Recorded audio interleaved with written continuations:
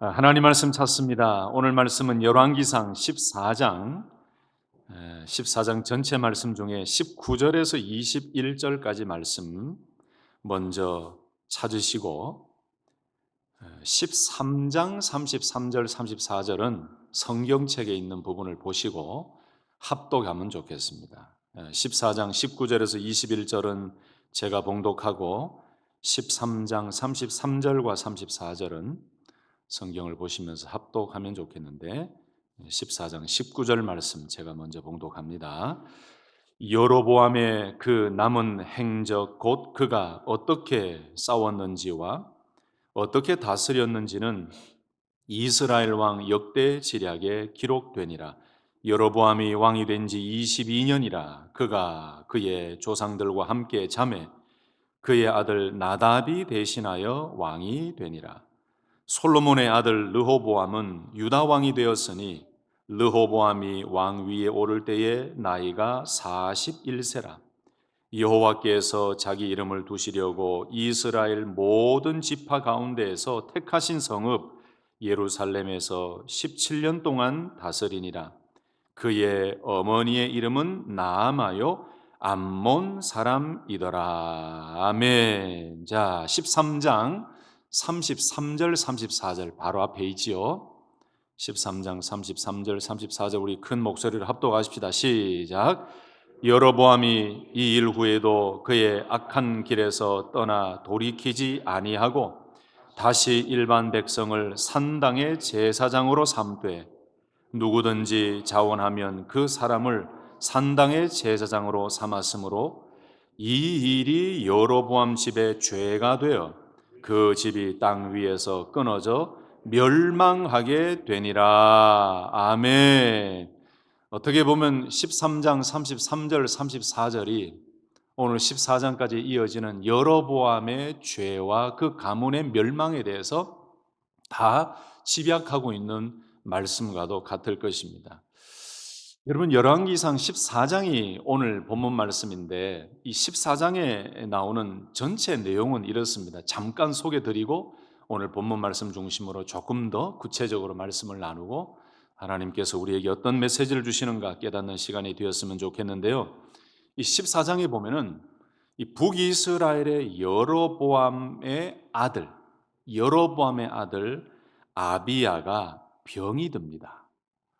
여로보암의 아들 아비야가 병이 들었는데 여로보암이 선지자 아히야에게 아내를 변장시켜서 보내고 아이가 어떻게 될는지를 물어보지요. 그것이 1절에서 5절 말씀이고 그 다음에 아히야 선지자가 여로보암 왕에 대한 예언의 말씀을 쭉 이어져 나옵니다. 6절에서 16절 말씀 보면은 아히야가 눈이 어둡고 잘 보지 못한 그 상황 속에서도 하나님께서 미리 다 말씀해 주세요. 그래서 하나님의 심판을 아히야가 대신 선포하지요. 선언을 하고 여로보암 집에 임할 하나님의 재앙과 진노에 대해서도 예언을 합니다. 결국 여로보암의 아들 아비야의 죽음까지도 예언을 합니다. 그리고 이스라엘이 멸망할 것이다 라는 엄청난 경고와 예언의 말씀을 합니다. 그리고 그 예언의 말씀 그대로 아비야가 죽고 여로보암의 마지막 행적이 어떻게 되는가 라는 말씀이 17절에서 20절까지 오늘 본문의 말씀입니다. 그 다음에 오늘 14장에는 여로보암으로 끝나는 것이 아니고 한 사람이 더 등장합니다. 그 사람이 누구냐? 남유다의 르호보암입니다. 이 14장 21절에서 24절 말씀은 르호보암도 왕이 되었지만 결국 여호와 하나님 보시기에 악을 행해서 하나님의 심판을 받게 되는 그 이야기가 쭉 이어지지요. 그리고 25절에서 28절은 애굽 왕 시삭이 예루살렘으로 침입해 옵니다. 르호보암의 죄와 우상 숭배 때문에 하나님께서는 이 애굽 왕 시삭을 준비시키고 도구로 사용하셔서 예루살렘을 침입해 오게 해요. 그래서 성전에 있는 보물, 왕궁에 있던 보물, 그리고 솔로몬이 만들었던 금방패까지도 다 다 빼앗겨 버립니다. 이게 엄청난 아주 큰 손실이고 엄청난 영적인 의미가 있지요. 그리고 14장의 마지막 부분에는 르호보암의 말년 그리고 죽음에 대해서 이 14장의 말씀이 끝이 나는 거예요.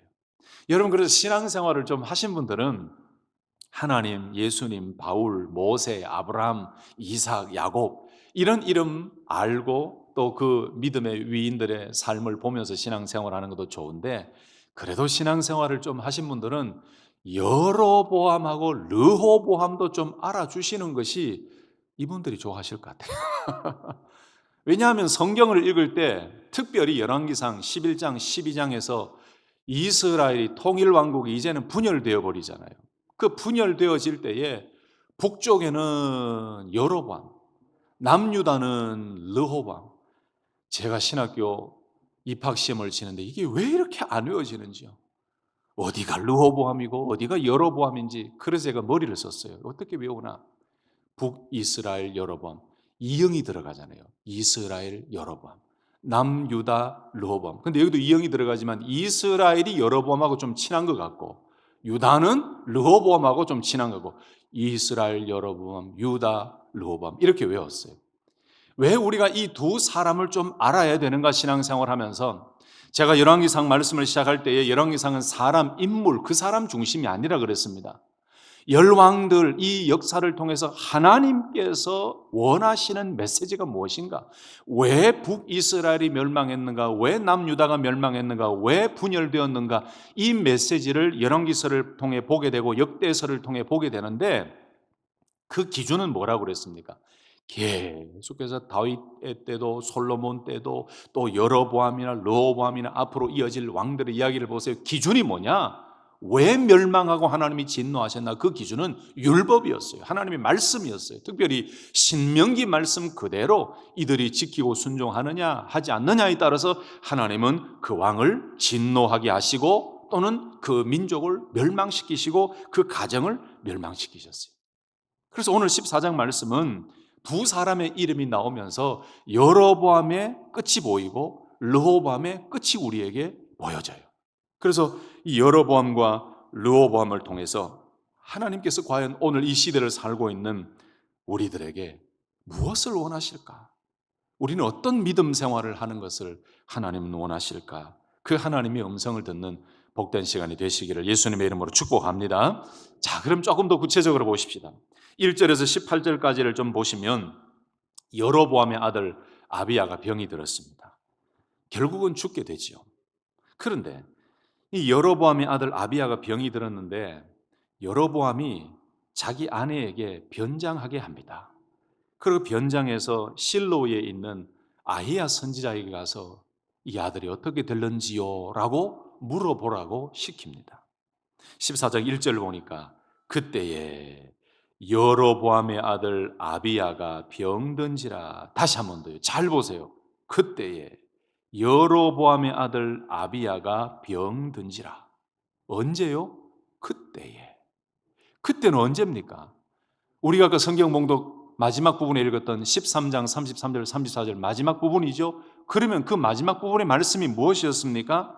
바로 여로보암이 죄가 어마어마하여 그것을 하나님께서 죄로 여기시고 이 여로보암의 삶과 여로보암의 가문을 멸망시키겠다는 하나님의 의지가 담겨져 있는 죄악 가운데 있던 그때에, 여러분 성경 읽을 때 그때에 이런 단어나 그러므로 라는 단어나 이때에 라는 단어가 나오면 우리 굉장히 유심히 봐야 돼요. 왜 그런지 아십니까? 그 말씀은 앞에 있는 하나님의 메시지를 통틀어서 말씀하시는 집약된 단어이기 때문에.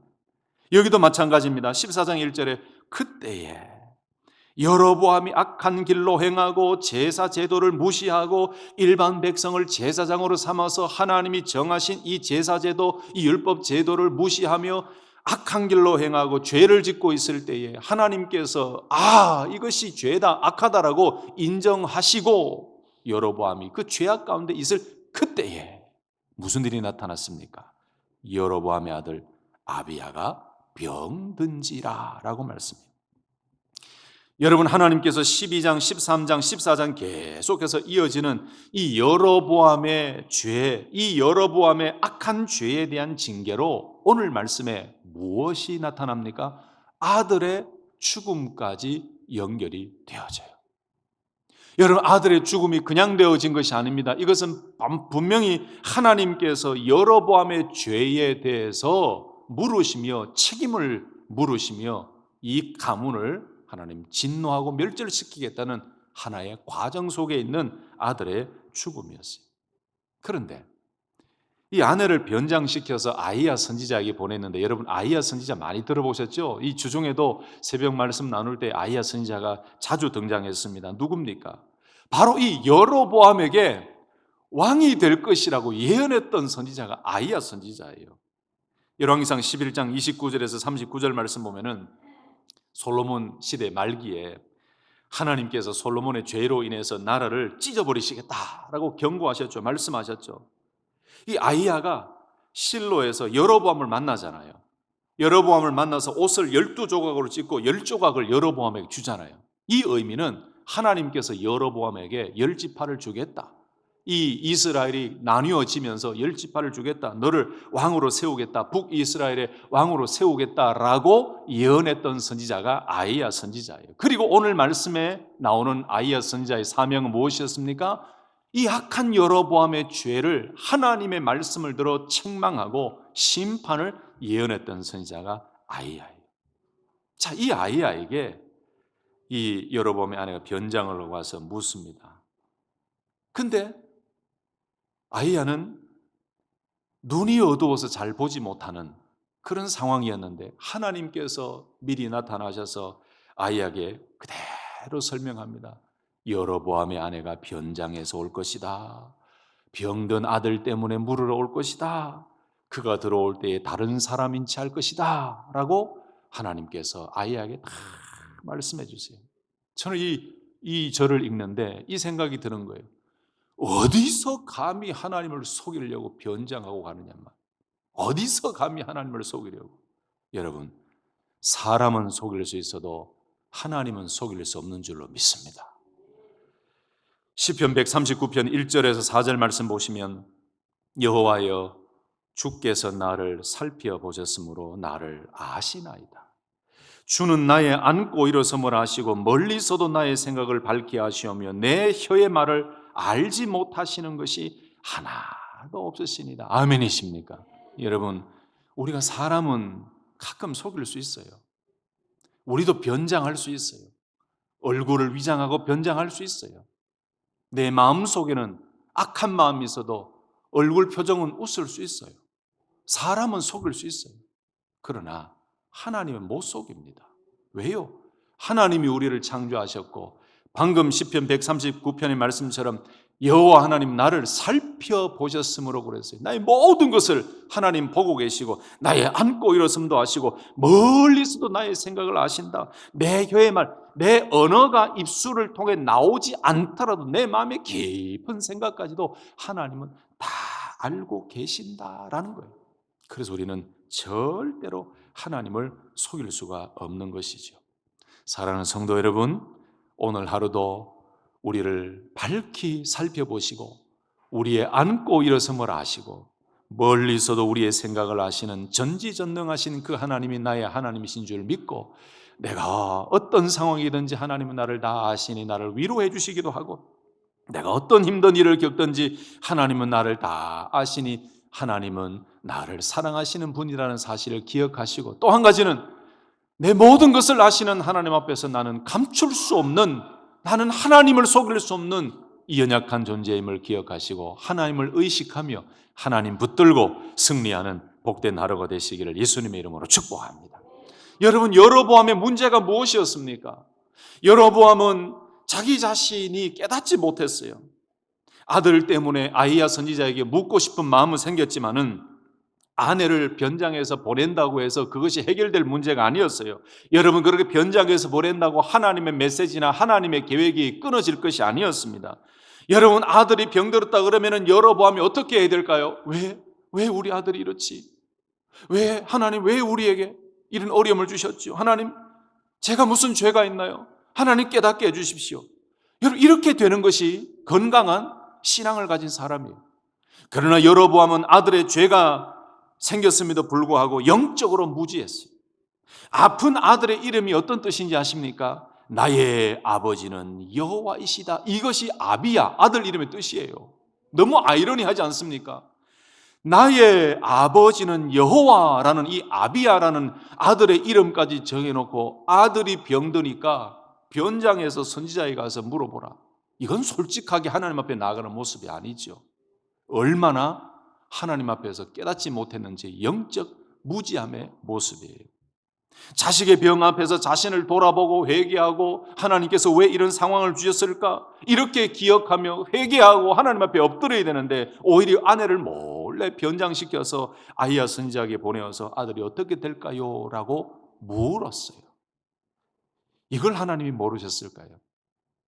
여러분, 영적으로 바르게 서 있지 못하면 바르게 깨닫지도 못하고 하나님 앞에 정직하게 회개하기보다는 자꾸 인간적인 관계를 쓰려고 해요.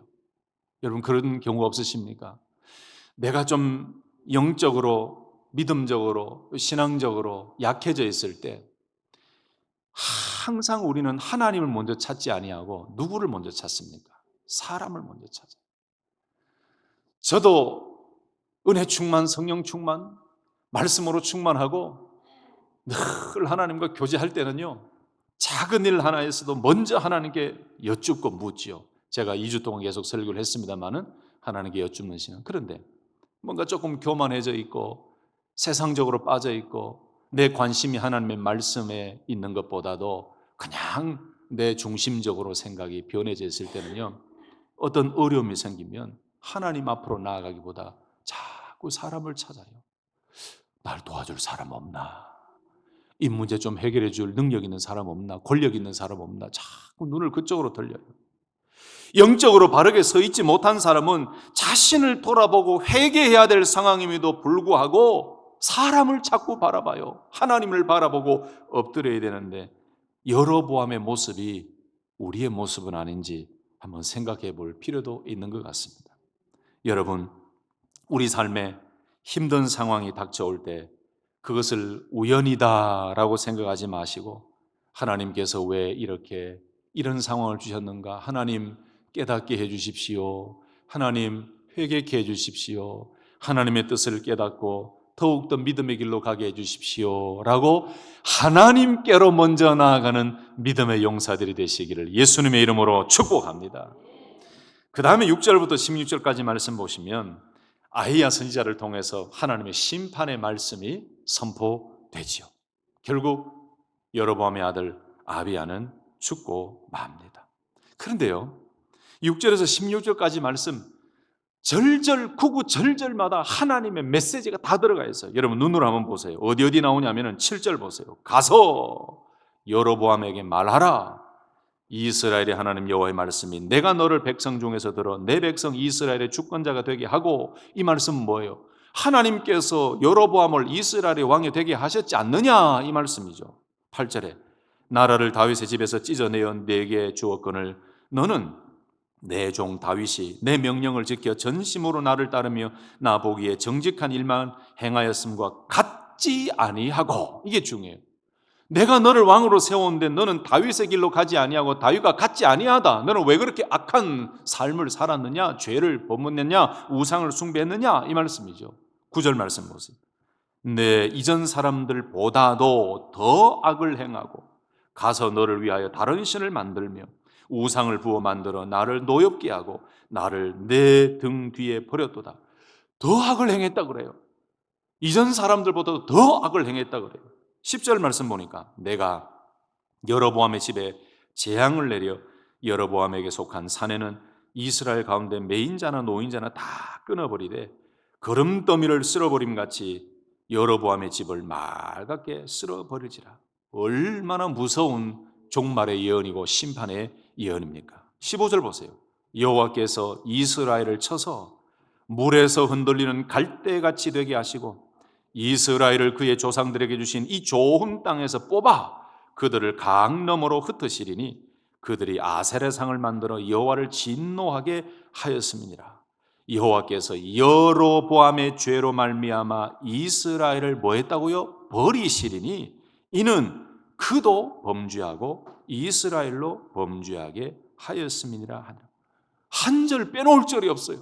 하나님의 경고의 메시지가 여로보암이 얼마나 큰 죄악을 짓고 있는지를 보게 깨닫게 만듭니다.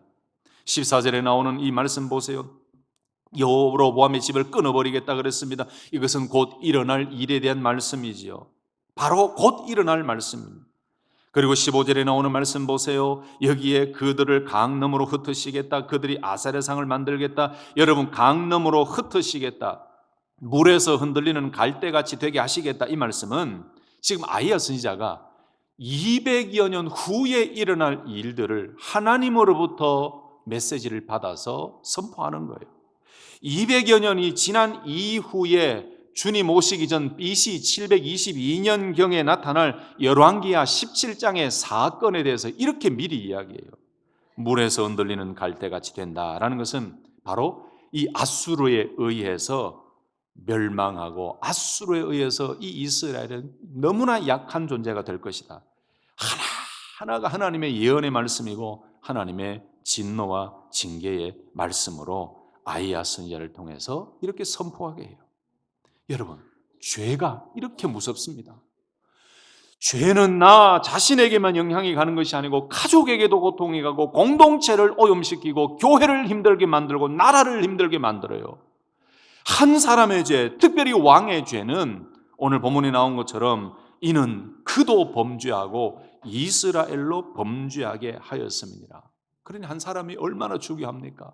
여러분, 한 나라의 대통령이 그렇게 중요한 것처럼 교회에서도 영적인 지도자, 목회자가 중요하고요. 어디든지 그 공동체의 지도자들이 중요해요. 여러분, 부탁드립니다. 그래서 꼭 목회자들, 지도자들, 이 나라와 민족의 지도자들을 위해서 특별히 기도 많이 해주셔야 됩니다.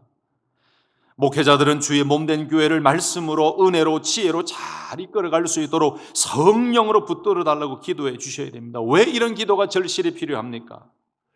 수많은 성도님들을 말씀으로 인도하고 그 말씀으로 인도해서 진리의 길로 가고 예수님이 원하시는 그 진리의 길로 갈 수 있도록 말씀을 선포하고 해석하고 풀고 그 말씀으로 적용하게 만들고 그 말씀으로 살도록 그 영향력을 끼치는 통로가 누구예요? 목회자예요. 말씀을 붙들고 있는 사역자들이에요. 그런데 목회자들이 교회와 말씀과 전도와 선교와 이 본질적인 일에 집중하지 아니하고 성도님들을 진리의 길로 인도하지 아니하고 말씀을 제대로 선포하지 않는다면은 그게 하나님 앞에서 얼마나 목회자가 죄가 됩니까?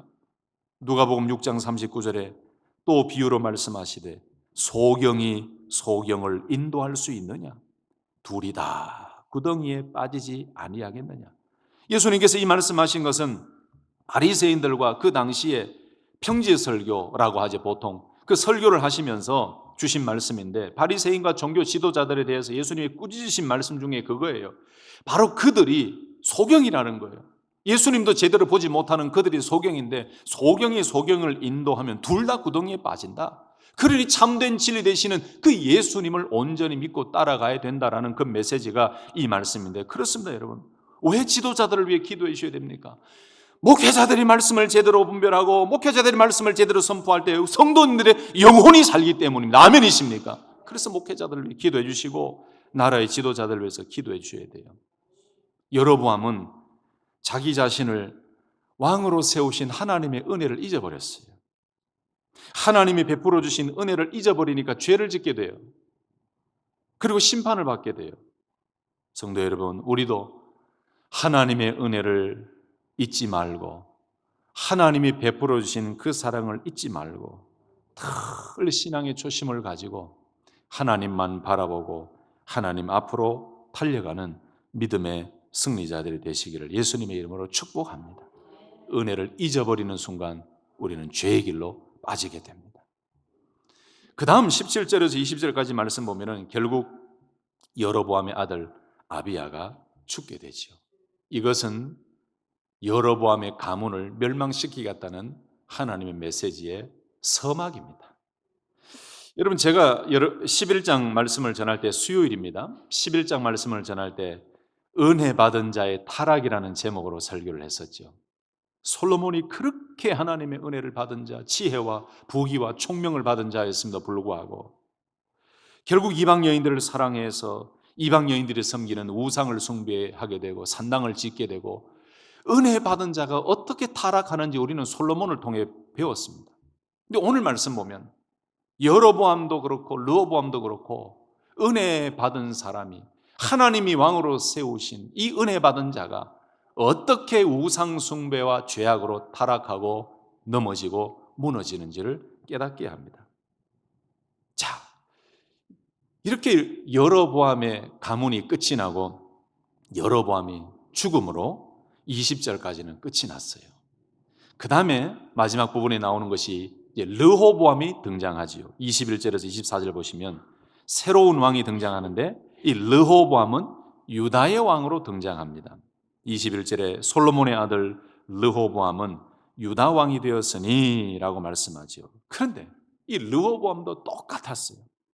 22절에 보시면 유다가 여호와 보시기에 악을 행하되 그의 조상들이 행한 모든 일보다 뛰어나게 하여 그 범한 죄로 여호와를 노엽게 하였으니. 여러분, 여로보암하고 르호보암하고 공통점이 뭡니까? 그 이전 사람들보다도 더 악했다, 이게 공통점이에요. 그리고 23절에 르호보암의 죄가 어떤 죄냐? 산 위에와 모든 푸른 나무 아래에 산당과 우상과 아세라상을 세웠습니다. 여로보암, 르호보암의 공통점이 또 나옵니다. 우상 숭배예요. 하나님께서는 이것을 죄로 여기시고 결국 르호보암까지도 멸망하고 이 르호보암에게도 하나님이 진노하신 거죠. 여러분, 그래서 우리가 이제 남유다, 북이스라엘 왕들 왔다 갔다 할 때 그 관점을 한번 잘 보세요. 왜 하나님께서 이 왕들을 이렇게 평가하시고 왜 이렇게 다루셨는가? 르호보암이 통치를 할 때에, 이 유다의 왕이 되었을 때에 41세라 그랬습니다. 그의 어머니의 이름은 나아마요 암몬 사람이더라 그랬습니다. 21절에. 근데 여러분, 여기에서 우리가 중요한 진리 하나를 깨닫게 됩니다. 열왕기상 11장에 솔로몬의 타락한 모습이 나올 때에 11장 1절에서 8절 말씀 가운데 이런 말씀이 나와요. 11장 1절에 솔로몬 왕이 바로의 딸 외에 이방의 많은 여인을 사랑하였으니 곧 모압과 암몬과 에돔과 시돈과 헷 여인이라. 여기에 암몬이 나왔죠. 그러니까 르호보암의 어머니 나아마가 암몬 사람이었더라라는 것은 어머니의 이방 신을 섬기던 그 영향이 아들까지 왔다라는 것을 짐작할 수가 있지요. 여러분, 그래서 부모의 신앙 생활은 자녀들에게 어마어마한 영향력이 되어집니다. 오늘 열왕기 저자가 르호보암의 어머니가 암몬 사람이다라는 것을 이렇게 구체적으로 밝힌 이유가 무엇이겠습니까? 좀 전에 말씀드린 것처럼 솔로몬의 정략 결혼을 통해서 많은 아내를 두었는데 그때에 이방 여인을 사랑하여 결혼한 여인들 중에 속했던 사람이 르호보암의 어머니였다는 거예요. 여러분, 우리 성도님들의 아름답고 거룩한 믿음이 우리 자녀들에게 계승되어지고 믿음의 명문가가 되시기를 예수님의 이름으로 축복합니다. 그러면 그렇게 되기 위해서는 부모된 우리들이 자녀들 앞에서 늘 보여야 될 행동이 어떤 걸까요? 기도하는 모습, 말씀 보는 모습, 무슨 일이 있을 때 늘 하나님께 먼저 나아가는 모습, 늘 자녀들에게 하나님 이야기하고 신앙 이야기하고, 마치 디모데가 외할머니와 어머니로부터 신앙을 배운 것처럼 우리가 믿음의 명문가로 살기 위해서는 우리 믿음의 부모님들이 어떤 모습으로 자녀들에게 서야 되는지를 저는 깊이 생각하고 정말로 믿음의 모습을 자녀들에게 보여줘야 된다고 생각합니다. 제 개인적인 얘기해서 죄송합니다만은 제가 예수님을 영접하고 온전히 믿기 전에는 저는 솔직히 어머님이 좀 정신 나간 사람인 줄 알았습니다. 학교 마치고 집에 오기만 오면은 랄랄랄랄랄랄랄랄랄랄랄 기도하세요. 아이고, 신앙생활 오래 하시다 보니 이제 어머님 좀 이상해진 것 같다. 근데 그게 방언 기도였어요. 그리고 학교 수업을 마치고 집에만 오기만 하면 저희 어머님 매일 보여준 모습이 뭐냐? 성경 읽으시는 모습이었어요. 근데 예수님 영접하기 전에는 별로 그게 관심이 없었어요. 그런데 중학교 때 주님을 영접하고 나니까 그 모습이 저에게는 모든 게 은혜로 오는 거예요. 여기 계신 우리 모든 성도님들, 우리 자녀들에게 이런 아름다운 믿음의 모습을 보여주셔서 우리 자녀들이 절대로 죄악의 길로 가지 아니하고 부모님의 신앙의 모습을 본받아 늘 하나님의 길, 주님의 길, 말씀의 길로 갈 수 있는 자녀들이 될 수 있기를 예수님의 이름으로 축복합니다. 그리고 그 뒤에 보세요. 결국은 르호보암과 유다 백성들의 죄와 악행에 대해서 나오고 하나님이 진노하시겠다 22절에서 24절 쭉 나오죠. 얼마나 악했는지 우리는 아까 말씀에서 보았습니다. 근데 또 어마어마한 일이 있어요. 24절에 보니까 그 땅에 또 남색하는 자가 있었고 여호와께서 이스라엘 자손 앞에서 쫓아내신 국민의 모든 가증한 일을 무리가 본받아 행하였더라. 여러분 보세요. 남색하는 자가 있었고 그랬어요. 여기 남색하는 자는 성소에서 일하는 남자다 이렇게 번역이 되는데 현대 용어로 말하면은 뭐라고 할 거예요? 동성애입니다. 아주 잘못된 성행위를 하면서 여성령은 장녀 이런 단어로 해석이 되어 있어요. 그러니까 보세요. 이 유다에 르호보암이 통치하는 그 땅에 남색하는 자가 있었다는 건 성적으로 얼마나 타락해져 있는 것입니까? 여러분 성경적으로 동성애나 이런 부분은 분명한 하나님이 원하지 않는 죄입니다. 우리가 그들을 사랑하고 그들을 돕고 그들을 위로하고 그들을 바른 길로 인도해내야 될 사명감은 있지만 말씀으로 말씀하시는 것을 우리는 명확하게 선포할 수 있어야 되지 않겠습니까? 르호보암과 그 유다 땅에 하나님이 인정하신 죄는 뭐냐? 이런 여러 가지 악한 죄가 있었기 때문에 하나님께서 르호보암과 그 유다 땅을 심판하신 거예요. 그 이후에 애굽왕 시삭을 일으켜서 침공하게 만들고 성전의 보물, 왕궁의 보물, 그리고 이 솔로몬이 만들었던 금방패까지 다 빼앗겨 버려요. 이게 영적인 영광을 잃어버린 그런 상황이에요. 그리고 결국 르호보암이 죽으면서 14장이 다 끝이 납니다. 이제 여로보암, 르호보암 끝이 났어요. 여러분, 이 말씀을 통해서 여러분들은 어떤 깨달음이 있으십니까? 이런 본문이 있을 때 목회자는 좀 힘듭니다. 왜냐하면 복 받으십시오. 이런 본문이 나오면 얼마나 좋아요. 성도님들 축복합니다. 이런 말씀만 하면은 아멘, 아멘 하고 얼마나 좋아요. 근데 오늘 말씀은 구구절절마다 죄, 진노, 죄. 이런 말씀을 설교할 때는 참 힘들고 어려운데 그럼에도 불구하고 오늘 새벽에 하나님께서 우리들에게 주시는 음성인 줄 믿으시기를 예수님의 이름으로 축복합니다. 이제 말씀을 정리하면서 여러분들에게는 어떤 하나님의 메시지가 들리십니까? 오늘 여로보암과 르호보암을 통해 하나님은 저와 여러분들에게 어떤 말씀을 하고 계십니까? 이 여로보암과 르호보암에게 진노하시고 징계하시고 재앙을 내리신 하나님의 의도는 분명합니다. 왜? 내가 네게 이야기하고 약속했던 그 말씀을 순종하지 아니하고 너는 이전 사람들보다도 더 악한 길로 행하고 그 율법과 말씀을 따르지 아니하고 왜 우상 숭배를 했느냐? 이것이 하나님이 보시는 관점이었습니다. 혹시 저와 여러분의 삶에 여로보암 같은 죄는 없을까요? 혹시 저와 여러분의 삶의 무의식 중에 르호보암 같은 그런 죄와 실수는 없을까요? 오늘 성령께서 우리 모두에게 말씀하시는 그 음성을 들으시고 이스라엘의 분열과 여로보암과 르호보암의 이 결말을 보면서 결국 우리에게 하시는 하나님의 말씀은 말씀에 순종하고 어떠한 상황이든지 왕이 되든지 어떠한 좋은 일이 있든지 절대로 하나님의 말씀에서 벗어나지 아니하고 늘 믿음의 길로 가기를 원하시는 그것이 하나님의 메시지인 줄로 기억하시고 오늘도 내일도 하나님만 의지하고 회개하며 돌이키고 말씀 위에 서고 하나님 여호와만 경유하는 믿음의 승리자들로 달려갈 수 있기를 예수님의 이름으로 축복합니다. 아멘. 우리 이 시간 합심해서 좀